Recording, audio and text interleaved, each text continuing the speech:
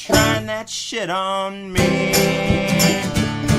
'Cause I still can't sleep without medication, and I let my thoughts run wild while I still think I got one, and I care too much about my reputation, and I'm tired of sleeping on this floor.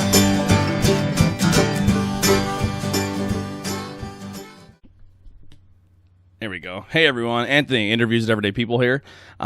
Sitting here with Dan. We'll have Dan do his full introduction here. I'm out of breath, Dan. I ran to the front door. Literally, we just started recording. My dog started losing my mind. Had to restart the whole thing and figure it all out. And I ran like 6 steps, and I'm fat and I'm out of breath. I should have waited a second here. But don't worry, we got hydration cracked. We're ready to go. Dan, give us a little intro here. Yeah, Dan Malloy. I grew up in Gilberton, Schuylkill County. You know, a little small town. I'm sure some of the people that are listening will know it. Not much going on right there now. So after I got married, moved to the Harrisburg area. Right now, currently living in Lemoyne. My wife, my idiot dog. Also have a 5-year-old daughter who I'm sure she'll be chiming in here at some point during this interview. It'd been really fun if you're like, idiot dog, idiot daughter. Yeah, if I said idiot daughter and the wrong people were listening to this, my ass would be in the air. So. That's just my humor. But, I'm an idiot. Hey, we're all idiots, especially these times. Yeah. Too much time on my hands. Yeah, so I reached out to you when you were looking for people, and thought I'd talk about my weight loss journey that I'm on here. Got a surgery in June of last year for weight loss surgery. So far, I've lost 135 pounds. Holy shit! Best Good for decision you. I've ever made. Changed my life. I have pretty much dedicated my life now to staying healthy, being here for my daughter, and trying to inspire some people to take control of their lives, take control of their weight loss, take control of their everything. Mm-hmm. So that was my main reason for reaching out to you and getting on your podcast here. Awesome. I really, truly appreciate that. What, if you don't mind me asking, what were you up to weight wise? I weighed my heaviest that I know of, that I'm aware of, when I went to the doctor on it was January 6th of last year, of last year. I weighed 426 pounds. Wow. And then, and you're down. You said you lost over 100, so you're down like the 200 mark.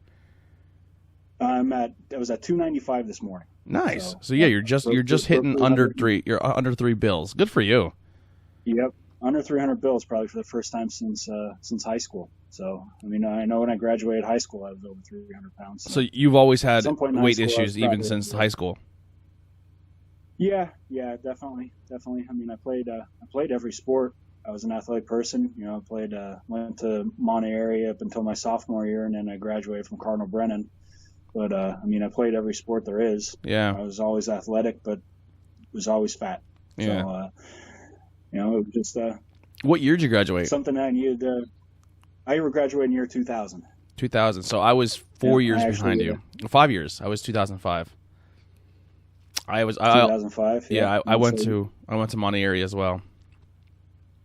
Yeah, you were right between me and my brother. My brother graduated from Monte area as well. So yeah.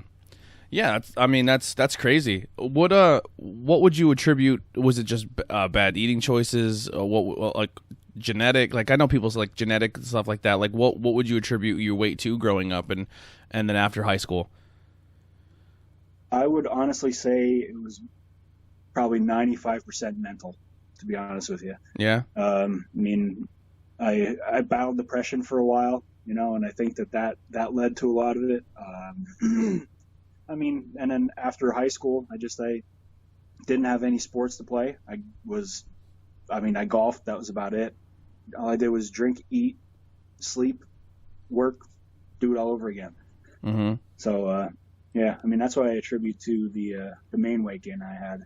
Complacency, mental issues, and just, eating myself to death. Really, it was my crutch. Anytime anything was going on, I ate. Yeah. Now, since the surgery, are you incorporating a workout? Like, how do you do that route? Yeah. I said, well, now that gyms are closed, that kind of has put a hamper on it. But I mean, before the gym closed, I was going to the gym 5 days a week. So I was waking up at 4 o'clock in the morning, getting to the gym by 4:30, putting in my workout, getting home, getting a shower, and going to work. But that was my weekly routine. Wake up at 4, work out for an hour and a half. Anything from weight training to doing some cardio. I still don't do a whole lot of cardio. I hate running. I've never been a runner. I have bad knees, bad ankles. So mainly weight training. But yeah, I mean, the major thing that people don't realize about weight loss surgery is, I mean, it's not the magic wand. Yeah. Just because you have that surgery doesn't mean that you're gonna lose the weight. You have to put the work in yourself. 100%. It's what they told us going through the whole process was, it's a tool. Use it as such. So, I mean, that's what I've done. I've used it as a tool, but I've also gotten the right frame of mind to keep moving, keep going, and put in the hard work to get where I want to be. Now, I this is not a plug, because I'm definitely not the best spokesperson for it because I don't use it myself, but I was using it for a little while, but just doing the podcast and being lazy and with my joint disorder, every now and then my back will go out, and when my back goes out, I can't do it. There's nothing I can do. Just the pain is excruciating. But you should check out DDP Yoga. Like growing up, I'm like, I have DDP Yoga. Do you use it? Yes. Not as much as I probably should. It would probably definitely help with, like, I have lower back issues. I still have issues with my knees. But I mean, when I get to a point where my back tightens up and there's not a whole lot else I could do, I throw in a yoga. A lot of times, like if I'm just not feeling doing a regular workout, going to the gym, going for a run, going for a walk, I'll throw in DDP Yoga. Yeah. It's a good program. It really is. I mean, it's not your typical yoga, that's for sure. No, I'll tell you what, man. I did it for a week, and when I first bought it, I was like, this is a joke. Like, I grew up playing soccer, I grew up playing football, basketball, hitting the gym. There's no way that this is gonna replace that. And I was depressed because I can't go lift weights like I used to. And I put it in, and I did it for like a week and a half, and I was sore the next day, but a good sore. Like, it wasn't like a pain sore. It was like you knew you did something, but you didn't feel it while you were doing it. Like, and then the second time I did it, I was sweating and I normally don't sweat, but I was sweating up a little bit. And I was like, this is serious. Like, if you really put your mind, it's like what you said, it's mental. If you really let yourself go and you really get into the program and you act like you're fighting through mud and you really take into that resistance part of it, it's crazy. It's a really good workout. One of the things I really like about it is the modifications. That you can modify it to your abilities. I mean, it's not like, I mean, you see these people on TV, and they're standing on one leg with a leg on their fucking head. Yeah. Yeah, exactly. So I like that you can do these modifications and things like that. So yeah. I creeped on your Facebook a little bit. Your daughter looks like the perfect Irish little girl. Like if they ever cast an Irish girl in a movie. Yeah. Yeah. Hey, you're screaming in the background. Yeah. There's a bug somewhere. So I'm taking you with me to try and go kill a bug. So yeah, my wife does that to me all the time, and I said, I'm not killing people for you, man. Do it yourself. Yeah. She's like, no, you have to. I can't touch it. Live on the podcast, a murder that's never happened before. Alarm. Yeah, false alarm apparently. Okay. So. Oh, never mind. I thought we were gonna have our first murder on the podcast. That'd have been great. Yeah. So now you said you still are a beer drinker, so it's good to know that you can still lose weight and still have a couple beers. That makes me feel good. Yeah, I mean, I probably went a good 6 or 7 months after my surgery before I even tried to drink any kind of alcohol. Yeah. I mean, that definitely wasn't easy because I'm a craft beer junkie. I love craft beer. Mm-hmm. I love drinking it. And I mean, I could tell you right now that I definitely can't drink like I used to. I have a couple IPAs and I'm passing out on the sofa. There's nothing better after Definitely not like a couple IPAs and you get that good sleep. Oh man, 2 weeks ago I was on with a couple of my buddies. We were like doing a Google Hangout, and I was drinking, Evergreen, putting a plug in for Evergreen, our local brewery down here by me. I drank 4 IPAs and a growler, and by the time I was cracking into my 5th IPA, they said that was incoherent.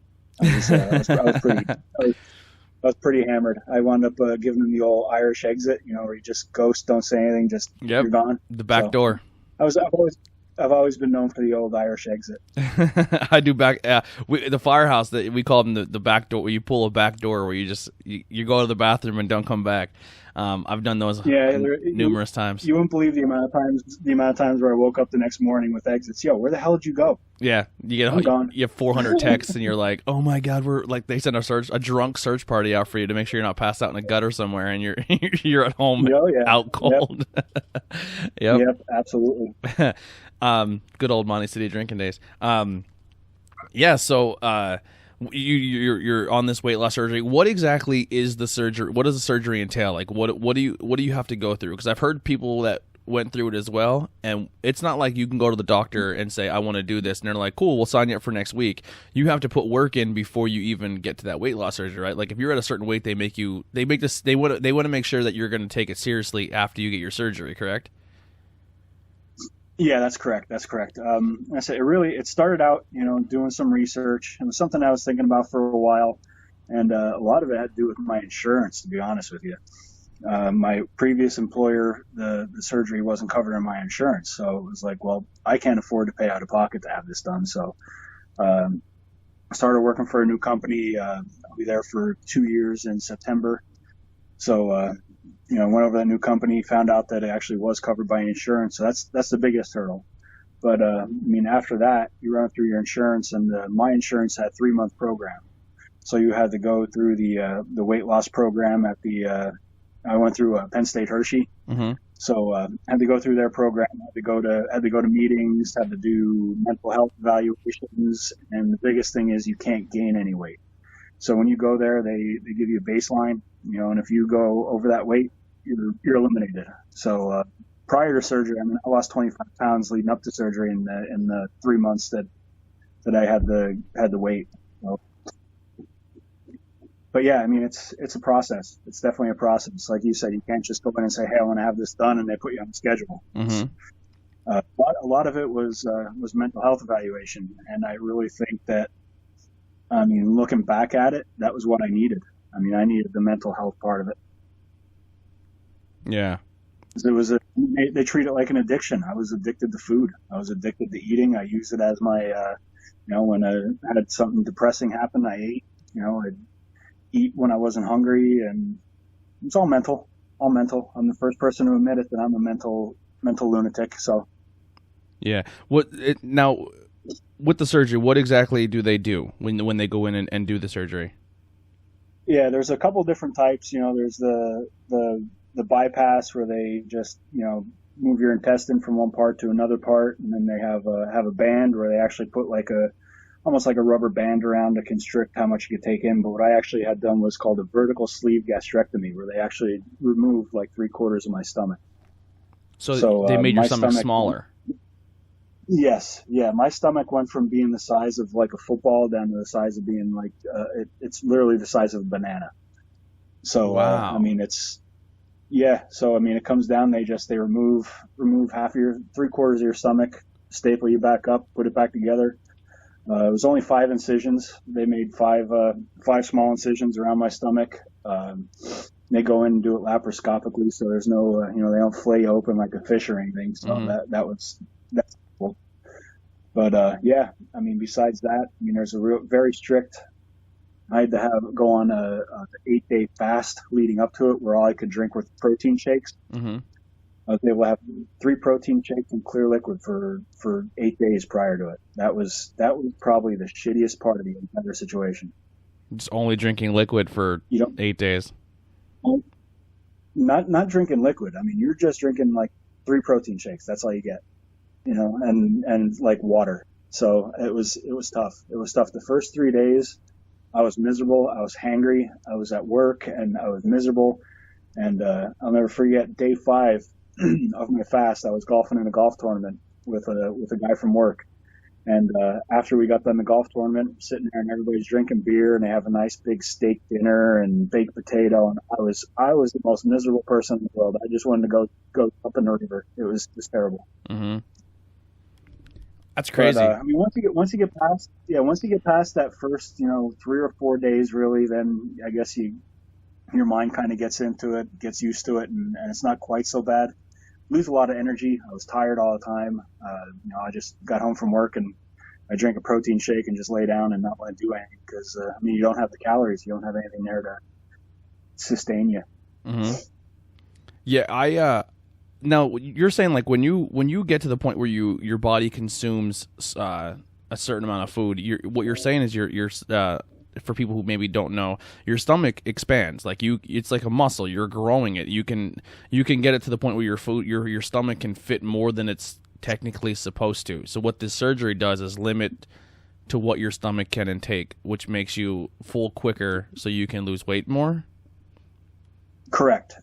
Yep. Yeah. Literally, you could go from, eating, 4 cups of food, say 4 cups worth of food. Mm-hmm. That's like including a starch, a protein, to now, you're eating 3/4 of a cup to maybe a cup of food that you can actually get in your stomach. And even then, especially early on in the process, it was a struggle to get that much food in. So, I'd take 3 or 4 bites of food and I was full, and it's definitely like you said, though, it just reduces the amount of food that you could physically intake. Now, eventually even the pouch, the stomach is a resilient thing and the stomach will expand. So, eventually part of the reason why some people fail to lose weight or keep losing weight from all this is they still keep eating. Yeah. And their stomach expands more. So, almost on a year onto it, going into this, and I think that I'm still doing well. I still limit what I eat, trying to keep it to high protein foods. That's and low portions, like smaller portions. Yeah, smaller portions, but the main thing is getting that protein in. So, say you're eating dinner, you're having grilled chicken, some veggies, and some say rice or pasta or something. Mm-hmm. I eat the chicken first, and if I could fit anything else in, then I eat that. Yeah. But the protein's most important. That's where you get your energy from. That's what fills you up. That's where you get most of your nutrients. Nice. There's a lot of stuff I'm learning here. Now, when you first get the surgery, can you tell the difference? Like when you start eating, you're like, wow, I'm feeling full already. Like this is crazy. Like where I my God, yeah. I would go from eating a whole pizza to 2 slices isn't enough. Part of it, I was not hungry. I had to almost force myself to eat. One of the things about the surgery that I had done, the vertical sleeve gastrectomy, is there used to be actually like 2 portions to this. They used to remove part of your stomach, and then they used to put in move your intestine to a different part as well. But one of the things that they found out is that when they remove this part of your stomach, the part of your stomach that they remove actually has the spot where it creates the hunger hormone.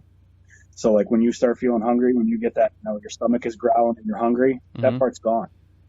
So that's something that when they first started doing the surgery, they didn't know that was even the case. So, they were running into people that would wind up in the hospital because they didn't eat because they weren't hungry. Mm-hmm. So you almost have to force yourself to eat, the first couple weeks. Yeah. Once you get back on the solid foods, you're not on solid foods for a good 8 weeks after surgery.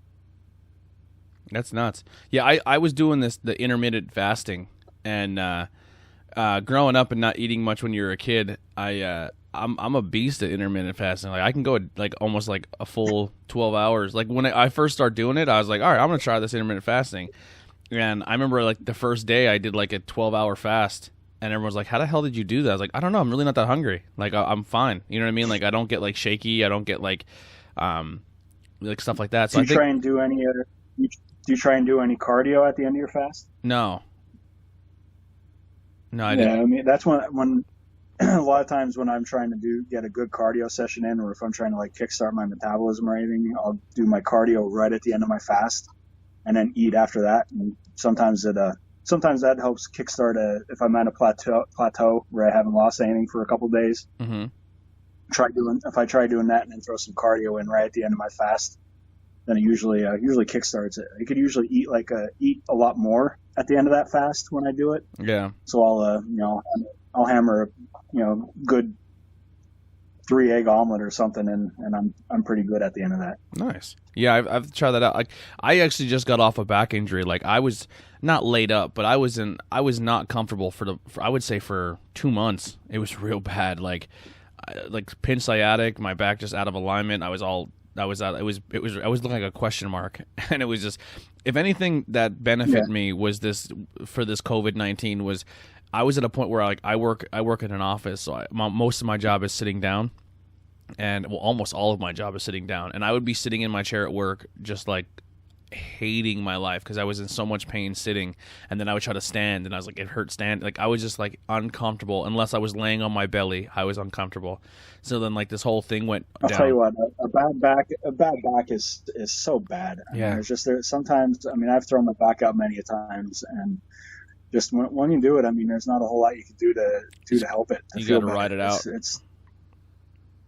Yeah. Exactly. So we've been quarantined now for a couple weeks, and just kind of hanging out and getting this quarantine and getting myself right. Like I'm at the point where like it's a pinch still, but I can walk normally. Like I can get on my feet longer than 8 minutes. Like I feel fantastic. Like this quarantine helped me out huge when it comes to this. Now now we're extended it to what, like May? Was it saying May 9th? So another 2 weeks. Yeah, May it was. Yeah, so I work in the construction industry. So, I mean, luckily I have 3 projects that are still running, so I still have work that I can do. Yeah. But, I mean, I'm working from home now currently. This will be going on 7 weeks here that I'm working at home. And, hopefully on May 8th is when they're going to start opening construction up. So hopefully we'll be back to some sort of normal, at least in my industry, come that following Monday. So when they say May 8th, that's not opening it up fully. That's going to be like, we're going to let certain things go out and open, not everything, you know? I don't know where my job will fall into that. Yeah, I don't know where my job falls into that. Realistically, I wouldn't open my job at May 8th. I'm just being honest, because I just feel like it is essential, but it's not essential. And it's one of those things where there's too many people meeting each other, but it is technically still cosmetology, so I guess we will open back up. But I don't know. I understand people need haircuts, but I just think it's a bad move where more people to people interaction is just not a good idea if it is as bad as they say it is. But that's just me. You could just shave your head like I do, and then not have to worry about that. Yeah. I haven't had to go for a haircut in a couple of years. I cannot shave my head. I used to do shape ups and shave my head, but I have a really bad widow's peak. So when I shave my head, I look like a cross between Eddie Monster, Curious George, and Mickey Mouse. The biggest thing that I had when I started shaving my head was I had the permanent indentation from wearing a hat for so many years. Oh wow! So I had like a ring around my head. Yeah. You know, I looked like I had a halo because of the ring around my head. I wear a lot of hats as well. Now, going into the we'll jump back into the weight loss if there's definitely more to that onion we can peel back. How did you find out about the podcast? Well, mainly I started out with the Bangin' Beers podcast. I'm in a beer drinking group down here in the Harrisburg area. It was a Facebook group. I'm not gonna mention the name because it's kind of a private group, but I'll shoot you an invitation. I'm sure You'll probably know a couple of the people that are in the group. Nice. So, but yeah, I started on that. There were a couple of guys that wound up sharing the podcast, and there were some guys that were listening to it. So I started listening to it, and I was like, hell, I know this guy. You know, I'm not sure if you know, but you know, my mom and your mom bowled together for many, many years down Plaza Lanes. Yeah, that's when you asked me, do you still bowl? Yeah. I was like, I haven't bowled since I'm like 8. I couldn't remember if it was you or if it was you. I couldn't remember if it was you or if it was your brother. But I mean, I remember back in the day when I used to go. I mean, back after I first got my driver's license, driving my mom to bowling, I'd bowl, and then there was always one of Nancy's kids bowled with me, and I couldn't remember if it was you or if it was your brother. So you said it was your brother. So. Was he a blonde-haired kid? Well, no, Plaza Lanes. I don't think Austin bowled at Plaza, so I think it was me because Austin was too young to bowl at Plaza. He was a baby at Plaza Lanes, so it might have been me. Well, I mean, you're talking you're talking. I mean, I was 16 years old, so you're talking 24 years ago. Yeah, I'm pretty sure it might have been me. Now that I'm kind of thinking of it, Malloy. I thought so. But yeah, like I said, my mom and your mom bowled together for many, many years. My mom's the president. I'm pretty sure your mom was the vice president of the league. What's your mom's first name? Debbie. Debbie. Is it the same last name? Yeah, Debbie Malloy. I'm starting to think of it. Like I think I remember. I think I 100% remember. Yeah. All right. I got this now. Did you have a little brother? Yeah, Jared. Yeah, okay. Now I 100% know who we are here. So Jared is an awesome kid, man. I love Jared. Jared was my bowling bully. But we wouldn't bowl, but we would go over to the video game store, and I'm putting it all together now. Yeah, go over to the video game. Yeah. Yeah. I would hate going to the bowling alley. I fucking hated going. And then my mom would be like, "Debbie said Jared's coming." I was like, "All right, I'll hang out with Jared. We'll go over to Game Crazy and we'll play video games for 8 hours." Like, this is great. Yeah. Yeah, go over to Game Crazy or play some pool at Plaza Lanes or play Ninja Turtles. They had that old Ninja Turtles game that was like 100 years old. They had Ninja Turtles and then they changed it, and they got the X-Men one. Remember, they changed it to X-Men. Then they got Gauntlet. They had some good fucking games at Plaza Lane. The Star Wars pinball machine. They had Gauntlet Legends in there for a while, and NFL Blitz was in there for a while. The only crane game that I knew how to win at, I used to clean that thing out every week. People would hand me money to go win me a stuffed animal, and Bud would be like, "You emptied it again." I'm like, "Yeah, I'm a beast with this thing." Yeah. Oh, all right. Now I know. Yeah, I'm putting all the pieces together. Yeah, Gilberton. Yeah, that makes a lot of sense now. All right, I'm looking at the Malloy. I'm like, that looks so familiar. But yeah, 100%. Yeah, dude, I definitely know the family now. It's all clicking. Yeah, that's why when I messaged you that first time when I was on there, on Facebook, I was like, when I asked you if you were still bowling or not, I was like, I know it was him. Even after you said it was your brother, I was like, nah, it was you. Yeah, it was you. But I make fun of. All right, so here's behind the scenes here. I pick on people in my family for bowling, and they hate it. They get so angry with me. Especially my brother. He used to snap on me because he was like really into bowling. Like he wanted to become like pro, and I'm like, listen, like I tried bowling, and I looked at it and I was like, I don't want to do the same thing that my grandmother can do. Like I feel like I'm not an athlete. Like if a 95-year-old 400-pound dude can go do this, I'd rather go play football. And they're like, so you're trying to say that we're not athletes as bowlers? I'm like, that's exactly what I'm saying. If you're a bowler, you're not an athlete, right? And they're like, that's bullshit. And they argue with me. They get so angry. I'm like, is Mom an athlete? Is 80-year-old Mom an athlete? Is 300-pound, like at the time, I'm not picking on his weight, but I mean, and he was a great bowler, Jody Webb. I'm like, is Jody an athlete? And they're like, yes, he's an amazing bowler. And I'm like, no. Good old Jody. He was, dude, the guy would give his shirt off his back. I have a story about Jody. I have a good story about Jody Webb throwing me out of a Little League baseball game. After he passed away, they actually gave him a plaque up at the Frackville Little League. Like he's honored up at the Frackville Little League. I believe it. He was an umpire there for many, many, many years. He's a good dude. I knew Jody well. Yeah, awesome dude. He really was a good. But yeah, so I'm like, is Jody an athlete? And they're like, yeah. I'm like, no, he's not. No, he's not. He's a great bowler. I said, bowling is a skill game. I said, do you consider people who shoot darts and shoot pool an athlete? And they're like, yeah. I'm like, I disagree. And they would get so angry with me. my first and last experience bowling, I was in an adult youth league with my mom. It might have been the same league if we bowled together that we were in. It was you had to be under a certain age, like 18 and under. And there was a guy named Terry who I also believe passed away. And Terry and his son were like, they would show up. They had their bowling glove on. They have like 18 balls each. And we're an adult youth league. And the second week of this adult youth league, Terry bowls a perfect game in front of my eyes in an adult youth league. Yeah. And I looked at my mom like, I quit. She's like, why? I'm like, I'm not. What am I supposed to do with this? Like, if this dude is bowling a perfect game in an adult, and I look up at the wall and he has like 100 perfect games. Like him and Jody are like neck and neck for number. They had that old ass board up on the wall when you came in by the right hand side that had all the all the high scores and perfect games and everything on that. Yeah. Plaza. I quit the next week. I was like, I'm done. I'm not doing this. Like, this dude, like, no. It's like, Oh, it drove my mom crazy because it drove my mom crazy. I was a good bowler. I really was. so was I. didn't I was a care. good Like, bowler, and I didn't give a I shit. didn't, I never practiced. I didn't bowl in any leagues or anything. I went and bullshitted around and I was good. And my mom was like, you could be so good. And it's like, yeah, okay. But I play baseball. I play football. Yep. I play basketball. I play all this other stuff. When do I have time to bowl? We were in the same boat. My mom was so angry at me that, because like I didn't even realize it was deeper than, like, my grandfather bowled, and I got him and my grandmother. Then like all of my aunts and uncles for the most part bowl. My dad bowls. Like I went when they tore my Gram's house down and they kind of like cleaned it all out. I found a bowling ball in the attic, and I was like, I don't have much left from my grandfather, and I found this ball that was his ball. And like the weirdest thing of all time, like I can never find a ball that fits my fingers. I grabbed this bowling ball. It fit like a glove. And I was like, how?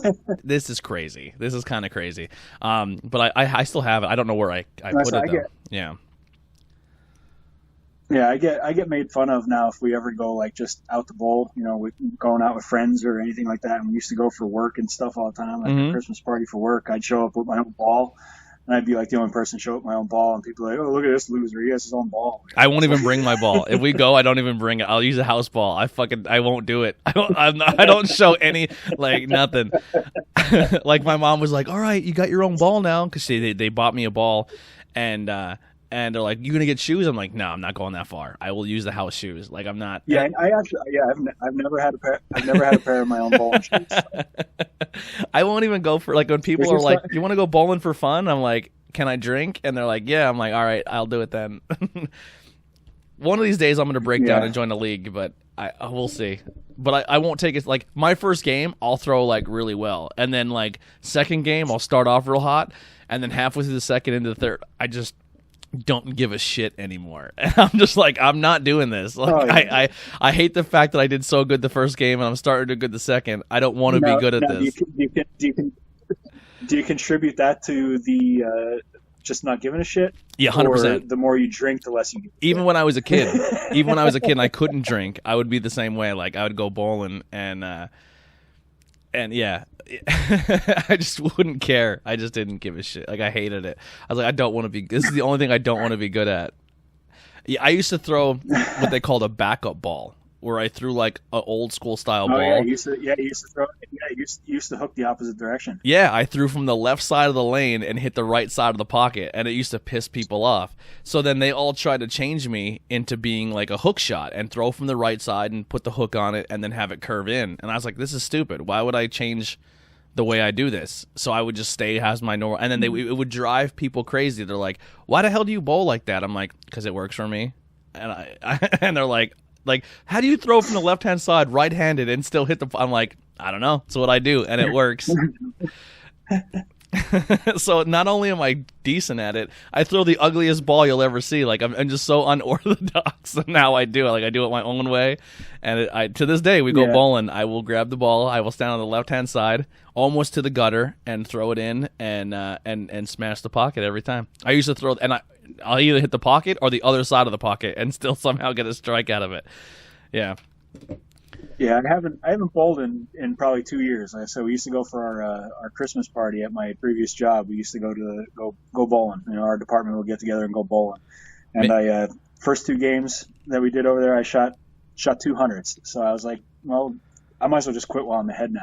It's yeah. Like, I've never hit a 200 game. I think the highest I ever threw was a 185 is the highest I ever bowled.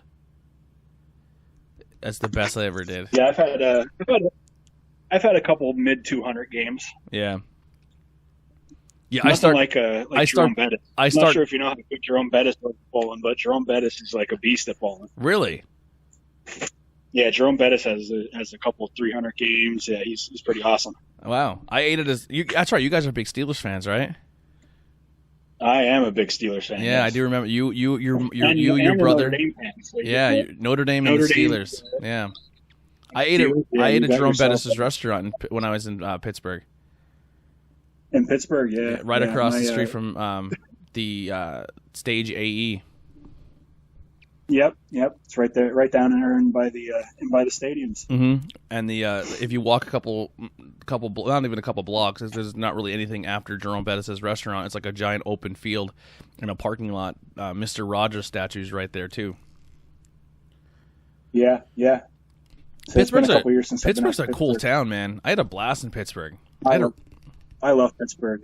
I would move to Pittsburgh tomorrow if given the opportunity. And insane that they have so many craft beers in Pittsburgh, but the biggest marketed beer in that town is Yingling. They fucking love Yingling in Pittsburgh. Yeah. They love it. It's awesome. Yeah. I know. It's funny. Back in the day, used to go to Pittsburgh, visit my cousin and his wife live out in Pittsburgh. Used to go out there and visit, and we hit the Strip District, go to a bunch of bars and everything, and you'd go to the one bar and you'd have a $5 pitcher of Yingling. So that's what we drank. Yeah, that's nuts. Yeah, I actually went to my first Notre Dame game last year, first time ever in South Bend, Indiana. Oh man, it's great. It's heaven on earth. I have one issue with it. I made a joke because I was the only one who drove all the way up, and I drove all the way home. So I did all the driving. And I literally said to my dad, I said, I have become more and less of a Notre Dame fan on this trip. And he goes, what? And I was like, this place is beautiful. The experience of this college is like none other. And I'm not a religious person, but it was very moving. It was crazy. I had the greatest time. And it was a game that we knew they were going to crush somebody. Like I said, if you're booking this game, you book them when they play a scrub, because I would love to see them play USC. I would love to see them play it. But if I drive all the way out there and they lose, I'm going to be pissed. So you better find a scrub game. You better find a game where they beat the shit out of somebody. And we picked the Bowling Green game where they dropped 57 points or 58 points on them. Nice. And then the quarterback? It was nice weather too. It rained a little bit. It rained a little bit on us, but I was there. I didn't care. But you could be out in South Bend where it's October and it could be negative 10 degrees out there. So yeah. So it was perfect. As long as it's not cold, you can handle it. Yeah. And then the same day we were there is when the band Chicago was there. So we got to see Chicago play on the steps with the marching band. The coolest thing I've ever seen in my life. Cool. Yeah, like the Notre Dame marching band playing with cool. Chicago. Awesome. And I forget, they said somebody else was there that day, but I forget exactly who it was, but we didn't see them. But there was another big time person there that day. But they played Bowling Green and they crushed them. But I said, man, a part of me wishes that I picked a team that was closer, because that's a long drive. That's a haul. Yeah, and I'll tell you, it's straight out of Interstate 80. You get on 80 and it's just straight into South Bend. We've done that trip probably 10 times, my family. And the last time we went out, I drove straight through. It was like, fuck it, I'm driving. That's what we did. I'm a person who likes to drive. One straight drive. I really don't like to be the passenger. I like to be in control. So I was driving, and a couple of times my buddy and my brother and my dad were like, you need a break? It's like, nope, just leave me alone. I'm driving. We go again. We're going with you because I hated that drive. I was like, everyone in the car is like, can we put some? I'm like, no, we're listening to podcasts. If I'm driving this car, I'm doing what I want. What I want is on this radio is what's happening. That's how it's going down. I think we listen to heavy metal pretty much the entire way out. It was a lot of Metallica, a lot of Mushroom Head, a lot of Slipknot. Just to keep me awake, because we drive overnight. We leave like 8 o'clock at night, so that way when we get there, it's in the morning. We check in the hotel, get a little nap, and then go check out the campus. We actually had an Airbnb that we rented, a house on, like, not on campus, but like a 2 or 3 walk block to the stadium. And shockingly, they don't mess with you with open container out there. Oh no, not at all. I was scared at first because being in Pennsylvania, you get worried. You're like, oh my God, I'm going to get busted. This is not good. And I remember just like seeing people walk to the stadium, and as long as they had it in a solo cup, nobody was bothering them. So I was like, well, there's no way I'm buying a beer in a college football game in a Catholic campus. So when we got out there, like now I'm like a new craft beer guy. Like I'm really diving into this craft beer thing. I was like, here's what we're going to do. We're going to get out here. I'm going to go on Untapped. I want to find the top rated beers in Indiana. And they were all Three Floyds for the most part. So we went to like this gas station and we found like the mother load of Three Floyds. We found Zombie Dust. We found Gumball Head. We found Laser Cat, like a Laser Snake or something like that. It was something like, I forget. But we found like all these good Three Floyds. I'm like, we're taking these. So we brought them all back to the house. And then I was like, Kevin, my buddy Kevin, I was like, let's go back to the house and get a couple beers in us and come back. Because I said, my body's going to be killing me. Like, I need to get a couple beers in me. Because if we're going to be walking around this campus all day, my knees are going to give out by halfway through. So I need to have a couple in me. So we go back to the house and we start slamming beers. And then I'm like, I'm taking one with me. So I was like walking with 2 beers in my hand, just drinking them as we're walking back to the stadium. And once I got into the gates, they're like, as long as it's in a plastic cup, they didn't care. Like, you couldn't bring it into the stadium. You had to be done by then. But they didn't give a shit. Like, they didn't, like, it was awesome. No. I said the last time we went out, we made the mistake of forgetting to bring Jameson, and that was like that's just in my family. That's like once you get to Notre Dame, you get to the parking lot, you get set up before when you're getting ready to tailgate, you drink a shot of Jameson. You know, thank God for being in Notre Dame. Yeah. Well, we forgot the Jameson, so me and my buddy we're scouring the parking lot. We're walking all over the place trying to find somebody who has Jameson. And I said, me and him, we're not religious people either. We really are. You know, both of us raised Catholic, not religious. Mm-hmm. We find this tailgate, they're probably in their 70s, you know, and they have a handle of Jameson. We go over and we're like, listen, we'll pay you for Jameson. We need 4 shots of Jameson, one for me, one for Jared, one for my buddy Will, and one for my dad.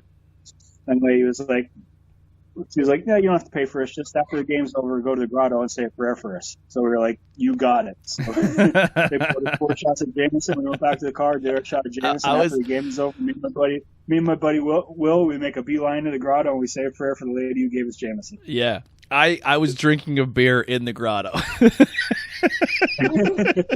I had a red cup with beer in it in the grotto. And my dad's like, you're a scumbag. And I was like, well, there's a water fountain over there. And he's like, what? I'm like, that's got to be the holiest water fountain on the planet. Like, that's a direct line of holy water at the grotto. Yeah. I was like, I'll go splash my face in it. I mean, it has to be. It has to be. Yeah, I was like, is that a drinking fountain or is that legit, like, tapped holy water? Is that like you go over, spritz some on your hand, do a little prayer and walk over? Like, I don't know the rules here. And he's like, I hate you. I fucking hate you. He's like, yeah, it was awesome. I got to walk around the stadium. It's just a beautiful. Like we even hit like the mother load. I remember going into the stadium and my dad's like, "Wait here for your mom." I said, "Nope, I'm going in. I'll meet you on the other side of the gate. I just want to be inside the stadium." And we went in on the Lou Holtz side, I believe it is. Like looking at Touchdown Jesus, we went in that gate, I believe. I think so. I could be wrong, but when I went in, I just see a line of people standing there. And then as I'm like looking at this line of people just standing there, I seen just like 3 gold domes go by me. And I was like, oh my God, the players just went out in the field. Like they went out to warm up and we missed it. So we walk now, and then people disperse from this area. So it's just wide open. And there's still a couple people hanging out. And I was like, if there's still people hanging out, there's a reason for that. So I walk over and I'm like, did the players just come out? And he goes, a few of them did. He goes, pretty much the defense just went out. The offense didn't hit the field yet. He goes, stay here. You'll see them. Literally 3 seconds later, my dad is like texting me, where are you? I said, get in here right now. And he's like, what? I'm like, get in here right now. And he's like, I gotta wait for your mom. I'm like, fuck mom, get in here right now. She'll find her way. And he didn't come in. And next thing you know, the door's open and the quarterback comes out, the running back comes out, the whole offensive line. And we're clapping hands with them. We're like, yeah, boy. And I'm like, I yelled to one guy, I'm like, can I touch your helmet? And the guy leaned down. I smacked him on his helmet. I was like, yeah. I was like, I touched the helmet. Awesome. I touched the game day helmet. Like I to me that was the best moment of the day. My friend's like, why did you want to ask to touch his helmet? I was like, why wouldn't you? Like that's a golden helmet right there, man. My hand touched it. Yeah, I like to get in early. I mean, my dad usually stays out and tailgates and drinks until like right before kickoff. But I get in there early. I like to see them warming up. I like to see all that stuff. It's just the whole majesty of it. I mean, it's when you hear "Here comes the Irish" and they all run out, man, it is awesome. Awesome. Yeah. The band is fantastic. I I actually bought a pair. I bought a pair of sunglasses, 2 pairs of sunglasses. I bought a pair of green glasses. Well, I still actually right in front of me right now. And then I was really cool because I'm like a big. I know some people aren't for it. I'm not judging if you're not or whatever, or even if you are, that's awesome. But I'm a big proponent of like the Pride movement. Like if you're like I'm what you would call an ally. I'm not gay or anything like that or LGBT or anything. But I'm a fan. Like I'm for their movement. I think everyone should have an opportunity, regardless of what your beliefs, other people's beliefs are. I think every human on this earth, regardless of what they do, believe, think, they should all have an equal say on life and happiness, and regardless of anything. Like, who am I to think? Even if I don't understand it, it shouldn't deter you from having happiness. So. I agree. We walked on campus and I seen a gay a pride stand, and I was like, "What? Like in a Catholic campus? This is crazy!" And I walked up, and it was dudes in makeup, not full but they were very proud of what they're into, and they had their and some of them were members of the band, some of them were members of like the school board, and they had like so. Here's for people who've never been to Notre Dame. This is the thing to me which I thought was awesome. Each club of the school, like the Pride Club, I'm just throwing names out there. I don't know, like the chess club, or there's a club who's just like all Samoan, like a Samoan Hawaiian style like club. Like we're like Manti Teo, I guess, helped start or whatever. Like each club of the school sells food. So when you walk into the stadium, you don't walk up to a vendor and buy pulled pork or burgers. Like you buy your food from the students, because every game day they sell hot dogs, hamburgers, bags of chips, waters, the whole nine. And when they make money off your food, it helps them fund their club, which I think is a fantastic idea. I don't know if every college football team does that, but this is what Notre Dame does. And it's I don't know if everybody does that. Oh, I got a little echo there. I definitely agree. That is something. Oh, sorry about that. That is really cool when they Hold on. We might have to reconnect here. Our connection just went a little screwy. Can you hear me? Yeah. All right. Yeah. No, it sounds like you're a mile and a half away. I'm gonna hang up and call you right back. All right. Sounds good. Yeah. This is the challenge of over the phone stuff. Hold on one second. All right, here we go. You're going to hear a little ringing. Just give me a moment. You there? Yeah. All right, much better. Yeah, it sounded like you were like 100 miles away from your phone. So what were you saying? I said that I'm not sure if all campuses do that, if all schools do that, but yeah, I mean, if that's something that's unique to Notre Dame, then yeah, it is really cool. Yeah, I was a huge fan of that. So when we went there, I got some stickers and I bought a pair of sunglasses. So I have a pair of white sunglasses with rainbows on them, and it says Pride ND. And I was like, I was more proud to have a pair of $10 glasses from them than when I went in and bought a pair of Notre Dame sunglasses. I was like, I'm happy I got this. Like, this is cool. I didn't expect to see that in Notre Dame, and it was really, really awesome. I was like really proud. I was even more proud to be a Notre Dame fan that they like being a Catholic school, and sometimes people of religion or faith have a closed mind when it comes to that. But just knowing that they're accepted and they're openly can say they're out and also support the band and be on the football team or any sports, I was like, I was really happy with that. That was really something I was like, go ND. Like, I was even more of a fan of it, even though I'm not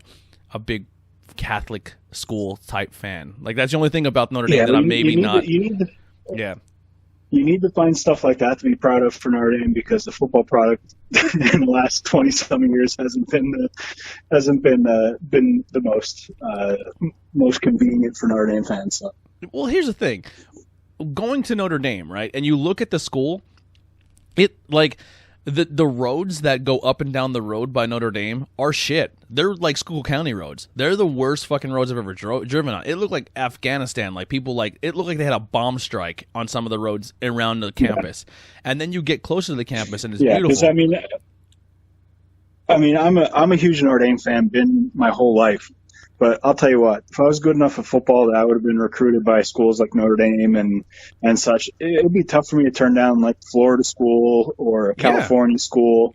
Beautiful weather all year round. Going and spending winters. Yeah. Instead of spending winter in South Bend, Indiana. Yeah, and that's literally what holds them back. Obviously, when it comes to pride and prestige, if a kid goes to that school, they get it, and I respect a kid that chooses to go to Notre Dame for those reasons. But if USC is dangling, some really good looking girls from that area in your face when you go to the school, and it's like, hey, we party here, it's going to be a great time, or do you want to go to a Catholic school where everything is pride and tradition and maybe a little, we'll say, uptight. I don't know. I've never been to the school. I don't know if they party and have a good time there. I'm sure they probably do, but it's not at the same level as if you went to a Miami or a Florida or a USC or a Southern Cal, or Bama, you know what I mean? Where you can go down there, and you probably you don't have to really, if you're a student, you don't have to really worry about your grades as long as you can ball, you're good. Like Notre Dame's like, no, you have to hold your standards. If you're a shitty student, we will drop you. Like, well, listen, do I want to go there? Like, do I get the greatest education, one of the best educations I can get? They're going to hold me to a standard of being a student athlete, or do I want to go down south and I could be a complete fuck off and they'll probably just pass me and I can play ball and then go to the NFL? It's hard not to go that route, you know? And so when I look at it as, being a Notre Dame fan, it could always be worse. You could be a Penn State fan. You know what, though? Like, I'm going to be honest. This might be the most blasphemous thing I have ever said, but I've always said this even growing up. I don't mind Penn State. I don't mind Penn State. I don't mind Michigan. I don't mind Michigan State, because here's the deal. Like, as much as I respect Notre Dame for their standards and what they do as students, Penn State, Michigan State, they do the same thing. Like, you're not going to come to our school and be a screw-off. You're not going to come to our school and have terrible grades and we're going to let you by. I don't care if you're the best player in the country. We're going to hold you the same standards we hold every other. Like, actually, we're not even going to hold you to NCAA standards. Our standards are higher than NCAA standards, and I respect that. Yeah. I do respect that. So when I see a team like, oh, Michigan lost by 40 points, I'm like, yeah, but you know what? Probably every single kid who's on that football team will be successful outside of football. Yeah, so one of my best friends is a Michigan fan. He knows. I mean, I've said it to him many times that if I wasn't a Notre Dame fan, I'd probably be a Michigan fan. Michigan's another school that they do it the right way. They're they're a good school. The tradition's there. If I wasn't a Notre Dame fan, I'd probably be a Michigan fan. I would probably be a Virginia Tech or Virginia team. As blasphemous as that sounds, as a Notre Dame fan, Michigan's one of our biggest rivals, but. I respect those schools. I respect those schools for their standards. I'll take. I do want to see a game in Happy Valley. I want to experience that at least once. I haven't, but I told everyone to, like, you should come up with this week. I'm like, I am not going to Penn State Stadium before I ever go to a Notre Dame game. Now that I've seen Notre Dame, I'm open to go see any other college stadium, because that was my first. I'm not going to go to one before I go to the other. That was my golden rule. The tailgate experience at a Penn State game is pretty tough to beat. Yeah. It's all Pennsylvania. Really it's all Pennsylvania drinkers. Yeah. So I've been to quite a few Penn State games, and it's pretty tough to beat. Yeah, listen, I'm a proud Notre Dame fan, but on the same token, I've become more of a as a sports, not so much, more college. Pro stuff. Pro, I will follow. If there's a good player, I'll follow a player, not a team. But for me to say, like, oh, I will never wear another jersey besides my only team, like, you may catch me in a Penn State jersey. I mean, I'm not gonna lie. Like, if I went to that school and I was like, yo, I really like this player, and I found, like, I would support that player and wear a jersey. For a while there, I was a big Evan Royster fan, and somehow, I don't know how it worked out. It was just like a weird coincidence thing. But when Jody passed away, they knew I collect jerseys, and I was like, hey, if I can just get one of Jody's Penn State jerseys, I'm not asking for a lot. I just want one of Jody's jerseys. That would make my day. And I think his sister came up and she's like, hey, one of the people said you want one of Jody's jerseys. I was like, if you can, that'd be amazing. I don't want anything else. I just want one of his jerseys. And they hand me a jersey. And I went to my Uncle Frank, who's a huge Penn State fan. I said, hey, help me out real quick. Whose jersey do I have? And he goes, Evan Royster. And I was like, what? And he goes, yeah, because then Evan Royster went to the Redskins for a little while, and I was like, well, that's cool. And he was like their I think, I don't know if he still is, but he was like the leading rusher at that time. And then when the whole Joe Paterno thing went down, they stripped him of all of his accolades at the school because of what a coach did, which I thought was stupid. But I have Jody's Evan Royster jersey. It's like a 5X. I'll probably never be able to wear it, but I have it. Yeah. But yeah, man, So you're into, obviously we got into the surgery, we got into some beers, we talked some some sports, and we'll wrap up on the greatest topic of all time, pro wrestling. Let's talk on there. Pro wrestling. So are you still a fan? Do you still partake? Do you still watch shows? I still watch. To me, it's really been difficult for me to watch the shows without the fans. It really has. I've tried. And I know there's some people that like it, and I applaud them for, you know, they're putting out the best product that they can right now. But just not having the fans is just taking so much away from me right now that it's tough for me to watch it. It really is. Yeah, because you feed off the fans, and what I like about the no fans is I like hearing the banter between the wrestlers now more. I kind of dig that. The unsung hero of WWE with the no fans has been Asuka. She is hilarious. 90% what she's screaming is in Japanese. You never understand what she's saying. But I hear you. But when she does squeeze out the English, it's gold. Where the ref's like, get out of the corner. She's just, I know. Like she's just an idiot. Yeah, like I don't know. So one of the things that I do appreciate about them not having the fans now is that the fans aren't dictating where the wrestlers are going with their promos. Yeah. You know, so many times, you know, the fans What? I hate it. Can't hear you and all that kind of crap. It's like, shut the fuck up. I just want to hear what they have to say. You know, Yeah. It's like, let them do their storyline. It's a story. That's what it is. Let them do the storyline. Let's see how it plays out. And when not having fans there, it's actually letting those stories play out. So I do appreciate that. Yeah. Now, have you jumped on somebody like, you know, like Baron Corbin. People shit on Baron Corbin. I like Baron Corbin. So do I. I'm a You know, fan especially of, now, I'm a like fan of Baron. he has the fans aren't there, and the stuff that he's doing with Elias right now is pretty good. You know, it's pretty good. I'm actually a fan of Elias too. There's certain guys on the. I don't know if you listen to the Tornado Tag podcast, but I get a lot of shit for the people I support and like because everyone's like, he sucks. I'm like, I like him. I dig it. I don't know. Like, there's some people who I look a lot of it. I look a lot of it by some of the reputations that they actually have with other wrestlers. Yeah. You know, the fact that, you know, I mean, I read stuff. I follow the Sportster and What Culture and stuff like that. And you see, you know, so many wrestlers love working with Baron Corbin, you know, and it's like people hate him. They say he's like a charisma vacuum or whatever, but, you know, there's a reason why everybody wants to work with him. You know, he's got to be good at something. Triple H is very high on Baron Corbin. Very, very high. Do you follow his? Do you follow any of his Instagrams? I do not. I did listen to his interview on the Bump, which not the Bump, the WWE Backstage. I don't know if you ever watched it, but it's a really good show. I think Renee Young is making that show fantastic. Yep. Yeah, he has like 3 or 4 different Instagram pages. One is like his like WWE persona. One is like his real life persona, and then one he has where he's like he does like whiskey tastings and cooking and things like that. So he's a huge metalhead. I definitely suggest check it out. Yeah, you know, he went out with Maria Brink from In This Moment for a long time. Oh wow, yeah, I didn't know that. Yeah, I'm a fan of him, man. I think he's a great old school heel, and the best part about him is he said in his interview, he's like, I came out in my outfit like in the GM style thing, and people are like, why the hell does he wrestle in that? And he's like, when people see me wrestle in it, and they gave me so much heat online saying that he looks so stupid wearing it, he's like, cool, I'm gonna wear it for another 6 months because it pisses people off. He's like, so anytime you tell me you hate exactly. anytime you tell me you hate something, I'm going to keep doing it. I think people forget what a heel is supposed to be. You know what I mean? A heel is supposed to be somebody that you hate. Yeah. So, I mean, if you hate Baron Corbin, guess what? He's doing his job. Heel. Same with The Miz. I used to watch wrestling like, when I first got back into it because I took a huge break from it. And people are like, I can't stand The Miz. I'm like, he's on my radar. There's a reason you hate him, and that means he's probably doing his job.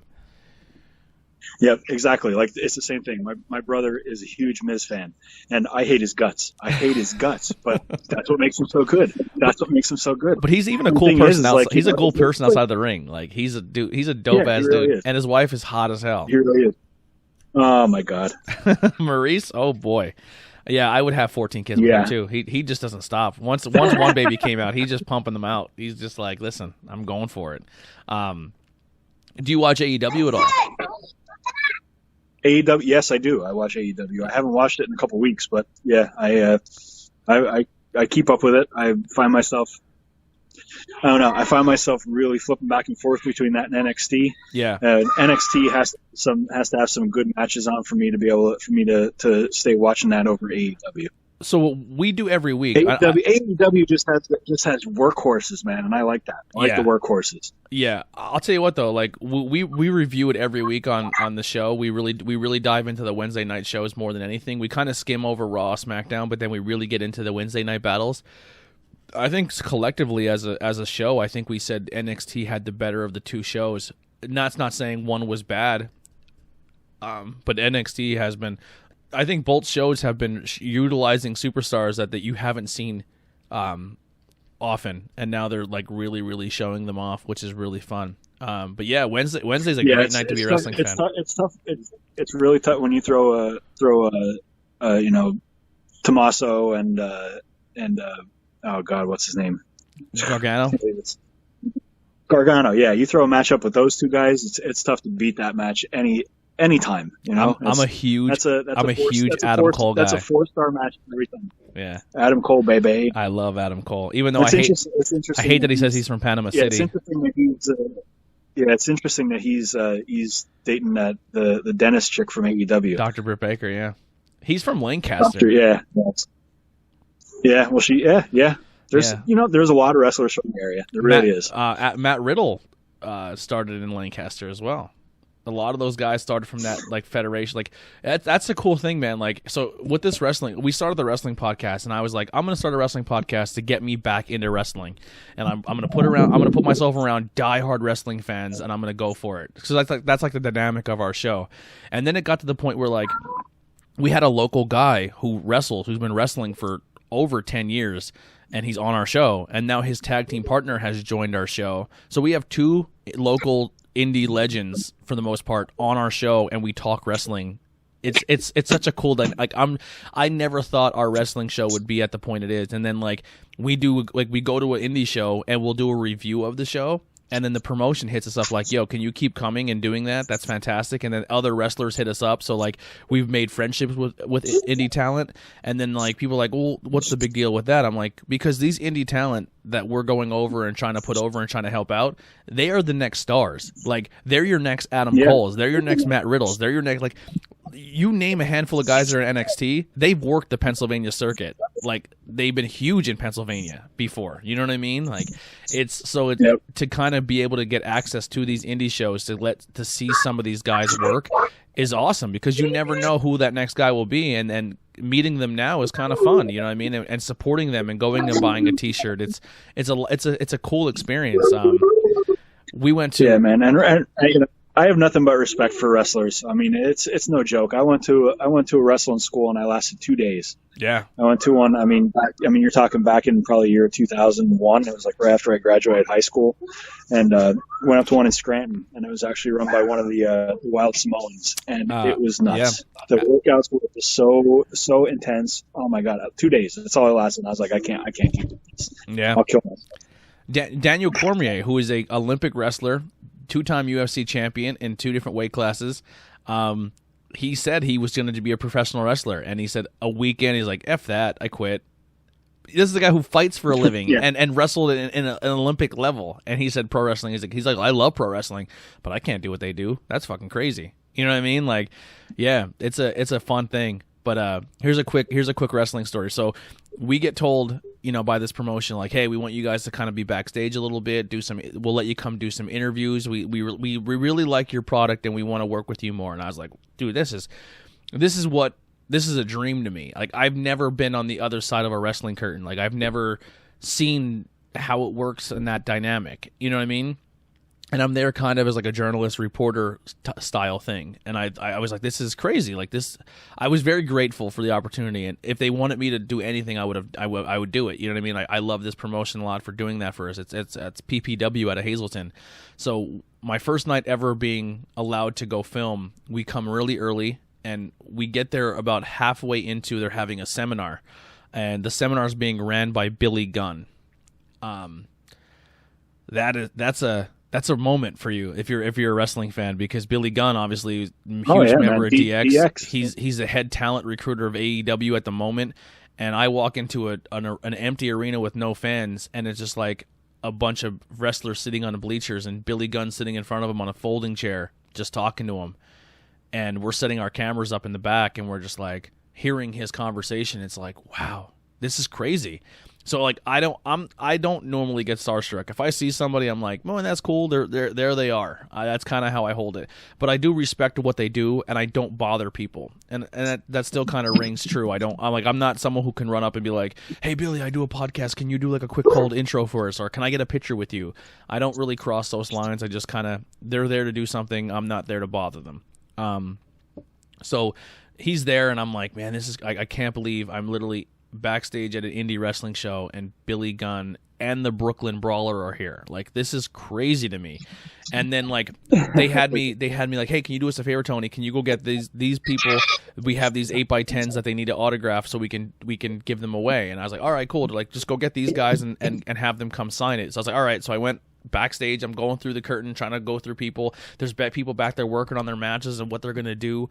And this giant, I didn't even notice at first, but there's this giant, huge, tall, oily man in front of me, and I'm like, hey man, excuse me, I gotta get by. And he goes, oh, my bad, man. And I look up, and it's Billy Gunn, and I just looked dead in his eyes with my hat with a DX pin on it, and I that wasn't planned, by the way, and I went, you are huge. You are a huge human being. And he started laughing. He goes, yeah, and I was like, I'm gonna go. And he's like, cool, man. Yeah, well, and I like Billy Gunn also hasn't found a steroid that he wouldn't use though either. Yeah, but listen, he's so tall. He is tall as hell. He's a big dude, Well, that's man. that's one of the things that you don't realize when you see these guys on TV, just how big they are. Yo. I mean, a funny story. Back me and my wife were just dating, and I picked her up from work, and we were coming down to, like, by my parents. We're back up to Gilbert on the weekend,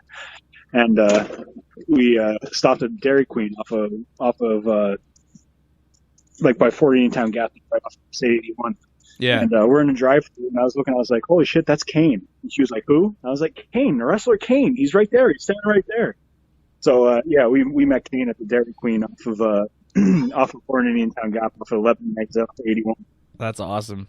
So we are having a little bit of connection issues. I think with everyone being online, I gotta find maybe Facebook Live isn't the way to go with this. But is there anything else? We've been going for like an hour here, and I know you got your kid and stuff. I don't want to keep you too long. Is there anything else you want to plug or get out or talk about before we let you go here?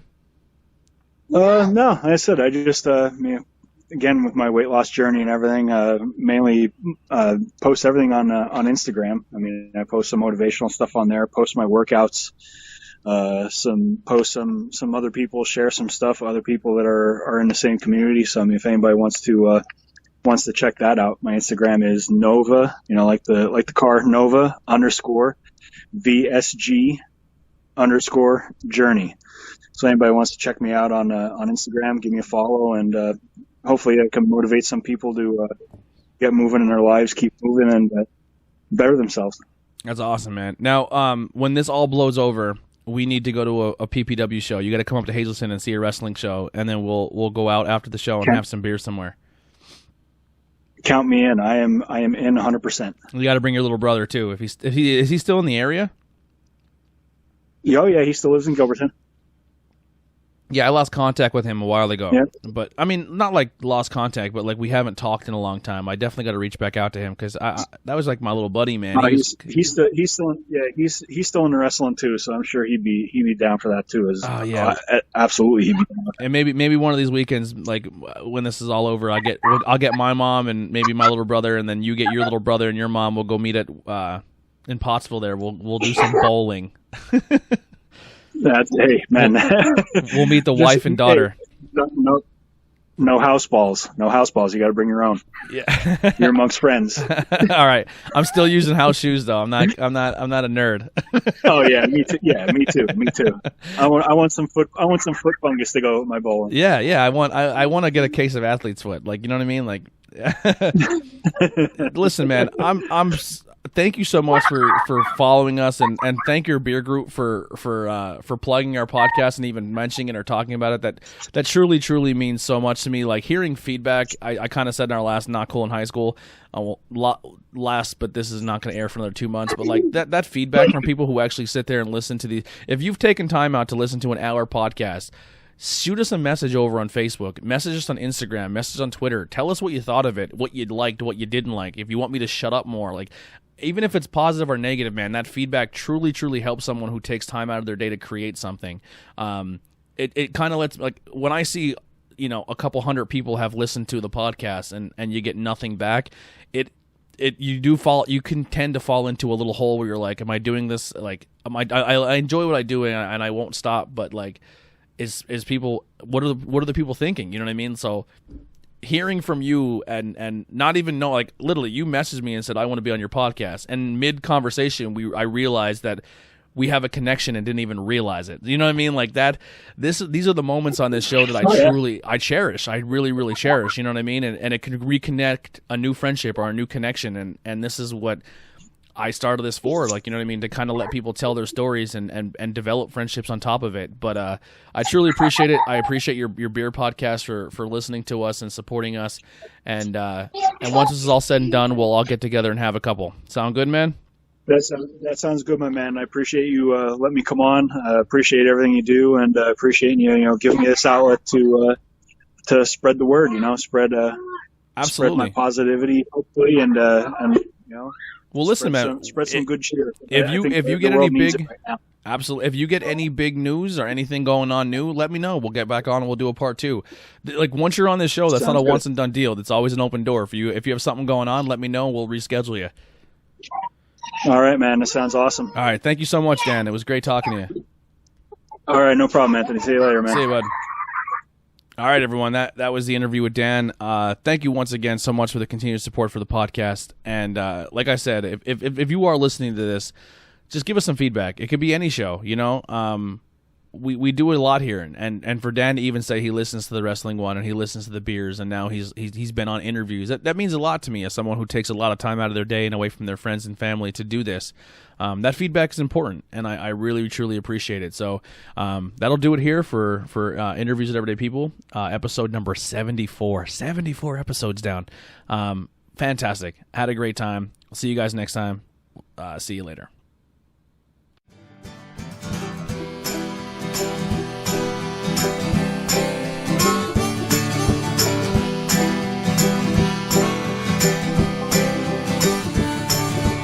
I just wanna get off of the floor.